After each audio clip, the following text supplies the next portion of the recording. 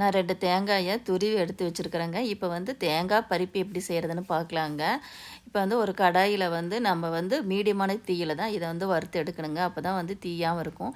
அந்த தண்ணியெல்லாம் வத்துற வரைக்கும் நல்லா வறுத்து எடுத்துக்கலாங்க தேங்காய. நல்லா வறுத்ததுக்கப்புறம் தான் இப்போ நம்ம சர்க்கரை சேர்த்த போறோம். இப்போ பாருங்க ஓரளவுக்கு தண்ணியில வத்திடுச்சு. இப்போ வந்து நான் வந்து 1 1/2 கப்பு சர்க்கரை சேர்த்துக்கிறேங்க. அதாவது நான் 2 மூடி தேங்காய்க்கு நீங்க சாப்பிட்டு பார்த்துட்டு உங்களுக்கு டேஸ்ட்டுக்கு தகுந்த மாரி சர்க்கரை வந்து கூட்டியோ குறைச்சிக்கலாங்க. இப்போ வந்து நான் 1 1/2 கப்பு சர்க்கரை எனக்கு வந்து கரெக்ட்டா இருக்குதுங்க. அப்போ பாருங்க சர்க்கரை சேர்த்ததுக்கப்புறம் தண்ணி விடுது. அந்த தண்ணியெல்லாம் வத்துற வரைக்கும் நம்ம வந்து கிளறிக்கிட்டே இருக்கணுங்க. அடி பிடிக்காம கிளறிக்கிட்டே இருக்கணும். இப்போ பாருங்க சிம்முலயே கொஞ்ச நேரம் வேகட்டுங்க. பாருங்க ஓரளவுக்கு தண்ணி வந்து வத்திடுச்சு.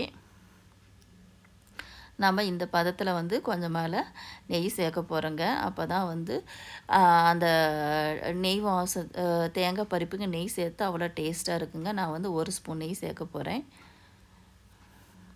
உங்களுக்கு விருப்பப்பட்டால் நீங்கள் இன்னொரு ஸ்பூன் நெய் கூட சேர்த்திக்கலாம். எனக்கு 1 ஸ்பூன் நெய்யே போதுமானது. கொஞ்சமால ஏலக்காய் தூள் சேர்க்க போகிறேங்க.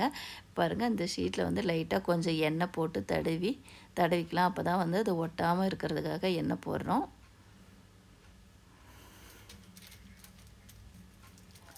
போட்டு இப்போ வந்து அந்த தேங்காய் பருப்பி இதில் கொட்டி நல்லா பரப்பி விட்டுக்கலாங்க. இது நல்லா ஒரே ஷேஃபாக ஈவனாக பரப்பி விட்டுட்டு நல்லா ஆறுனதுக்கப்புறம் தாங்க கீற்று போடணும். அப்போ தான் வந்து கீற்று போட்டால் நல்லா வரும். பாருங்கள் இந்த மாதிரி ஷேப் தட்டி வச்சுக்கிட்டு இப்போ பாருங்கள் ஆறிடுச்சு. இப்போ நான் கீற்று போட்டுக்க போகிறேங்க.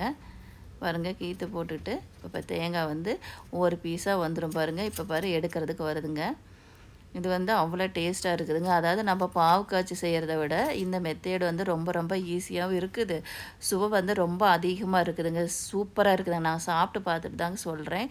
அவ்வளோ டேஸ்ட்டாக இருக்குது. நீங்களும் இந்த மாதிரி மெத்தேடில் ட்ரை பண்ணி பாருங்கள். சூப்பரான தேங்காய் பருப்பு ரெடி.